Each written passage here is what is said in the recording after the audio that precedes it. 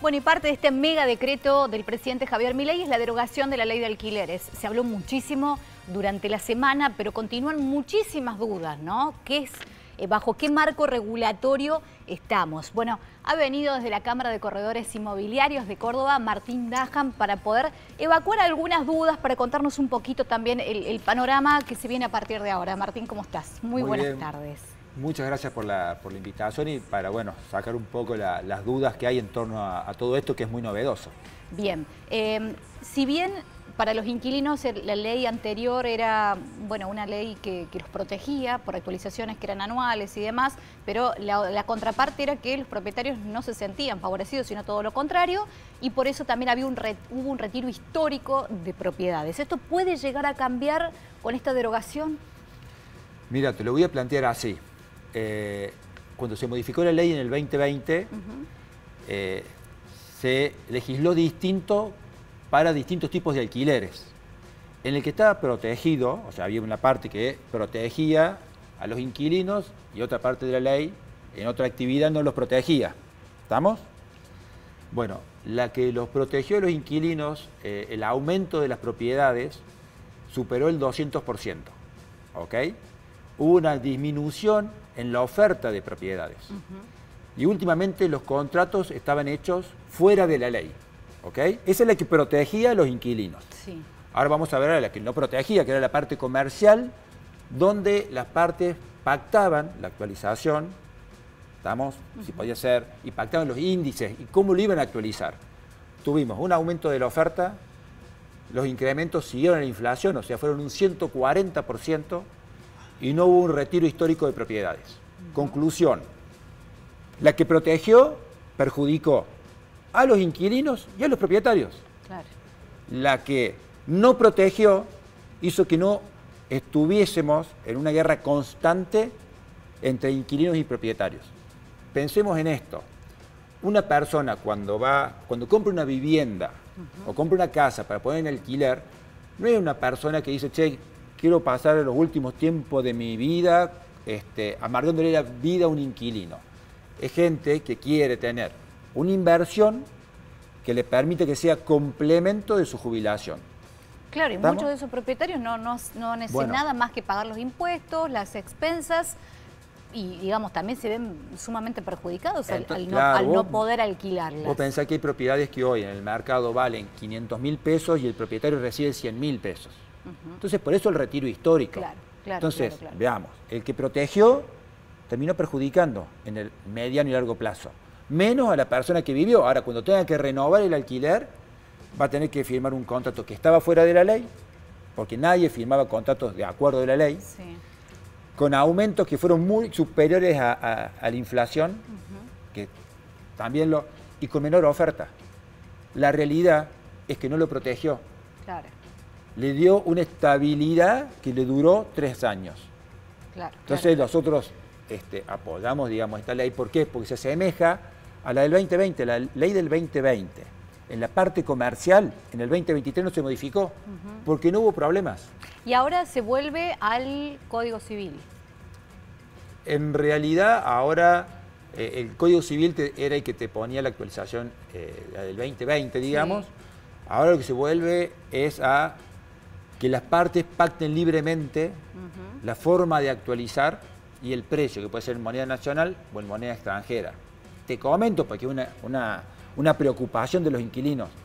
El 98% de los contratos que se hacen en Córdoba, ya sea ilegalmente porque eran con actualizaciones trimestrales, las inmobiliarias estamos afuera de eso, o sea, todo un problema, se hacían en pesos. Claro. Porque nadie que es, digamos, los propietarios no tienen intención de poner sus propiedades en dólares y generar conflicto con los inquilinos.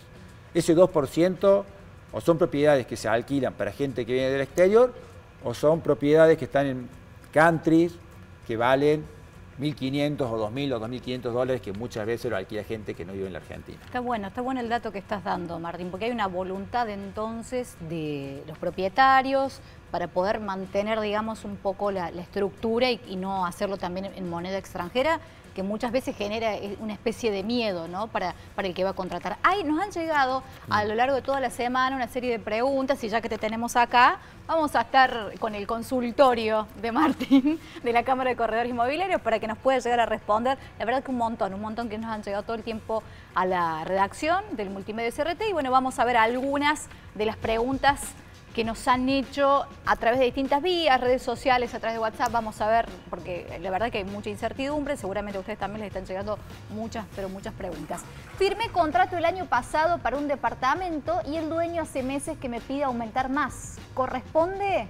Claro, acá estamos hablando de un contrato firmado con la ley que se derogó.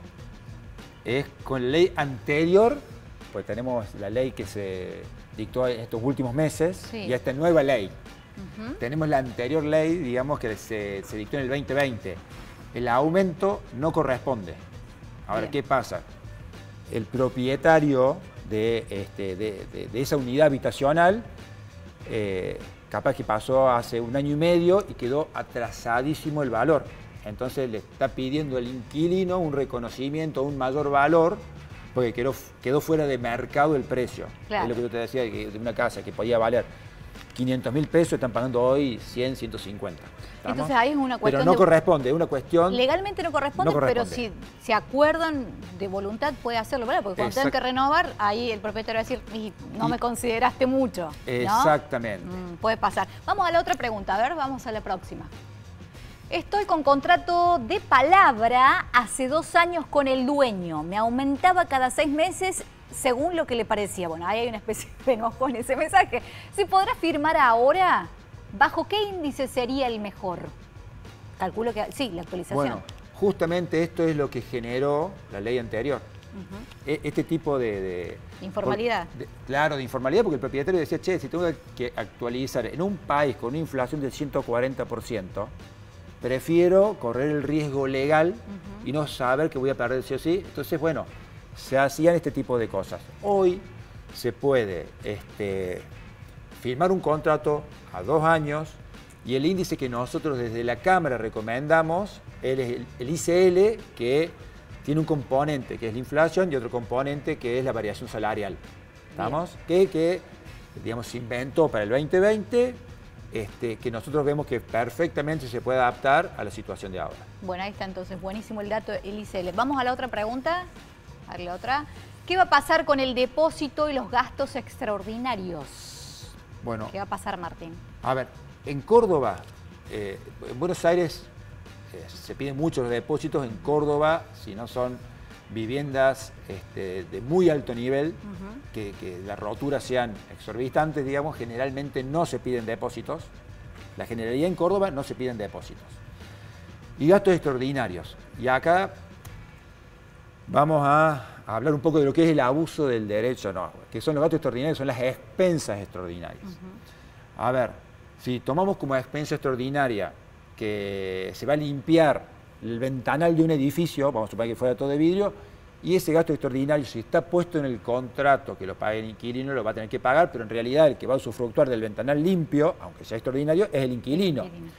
Ahora, si hay que cambiar un ascensor y se produce un gasto extraordinario, aunque esté en el contrato que los gastos extraordinarios, digamos hoy que está liberado, lo puede hacerse cargo el inquilino o el propietario obligue eso, si va a la justicia, normalmente un juez lo va a interpretar como que es un abuso del derecho, porque va a decir, che, esta persona que entró hace 2 meses no tiene por qué pagar la renovación de un ascensor a cero.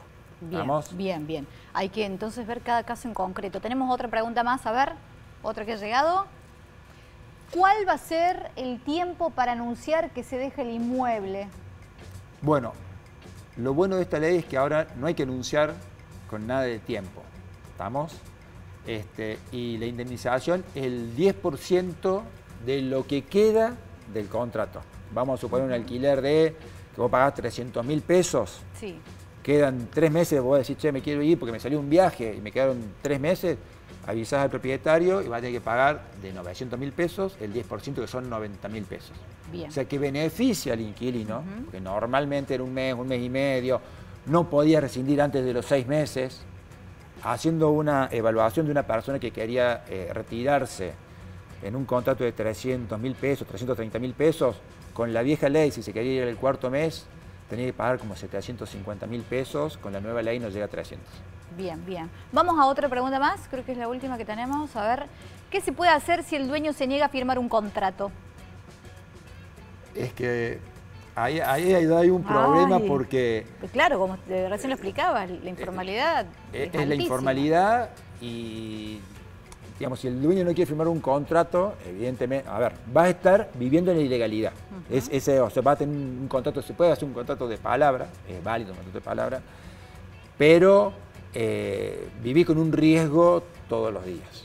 Claro, puede haber sanciones, ¿no? Por esto se puede acudir a la justicia. Por esto. No porque, o sea, a ver, si estás viviendo, hay toda una demostración, un abogado lo puede explicar mejor. Claro, que hay un contrato que está pagando todos los meses, el recibo. Exactamente, pero es lo que se vive hasta el día de hoy. Con esta nueva ley nosotros, desde la Cámara, vemos, ya hay muchos propietarios que han vuelto a traer las propiedades. Hay propietarios que tenían firmadas prórrogas, que ya le han dicho, che, mirá, si el inquilino quiere firmar un contrato a 2 años, de las mismas condiciones que tiene firmada la prórroga, estoy de acuerdo en hacerlo. O sea, que se va a normalizar. Evidentemente, después de más de 3 años que venimos destruyendo el mercado con una ley que perjudicó mucho, no lo vamos a solucionar en 60 y en 90 días, sino que todo esto vamos a ver una solución en tanto y en cuanto se mantenga esta ley en un mediano plazo. Claro. Mientras tanto, ¿no? Los que tienen que alquilar ahora o renovar está complicado justamente por toda esta incertidumbre. Está complicado porque no hay oferta, pero porque por lo no hay menos, oferta todavía. Pero por lo menos van a poder firmar un contrato, que es Así justamente lo que del televidente, digamos, necesita, firmar un contrato. Bueno, y ustedes ahora, las inmobiliarias, van a estar sumamente requeridos, abogados también, porque se necesita esta intervención para poder llegar a un acuerdo. Es que justamente nosotros hoy estamos trabajando porque vienen los propietarios y nos están preguntando qué nos conviene hacer para no perder poder adquisitivo en el dinero y no tener la propiedad desocupada.